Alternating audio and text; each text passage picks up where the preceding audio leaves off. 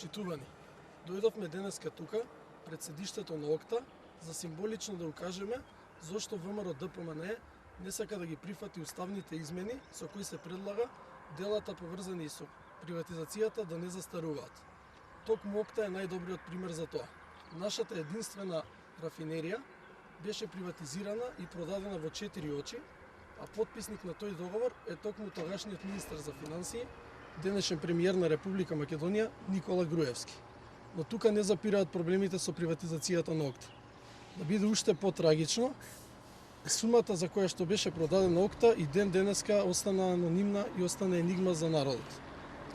Но се уште продолжуваат проблемите. После неколку години, владата предводена од Никола Груевски склучи договор со истата оваа рафинерија, со кој граѓаните на Република Македонија ќе возат со најквалитетни горива во регионот и ќе се трујат во гасови од горива произведени по технологија од минатиот век. Ете зошто на Никола Груевски на ВМРО-ДПМНЕ не им одговараат да ги прифатат овие уставни промени предложени од СДСМ. Тие мислат дека на овој начин се ќе биде заборавено и се ќе помине неказнето во историјата.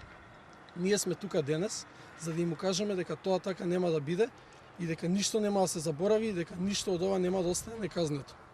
Господине Груевски, лицемерно е и жално да зборувате за приватизацијата и да обвинувате за неа, кога самиот вие сте потписник на најкриминалните договори од истата. Вие сте потписник на договорот за транзицијата, вие сте потписник на договорот за приватизацијата на ОКТА, вие сте потписник на договорот за приватизацијата на Телеком, вие сте потписник на договорот за приватизацијата на националната платежна картичка и така натаму и така натаму.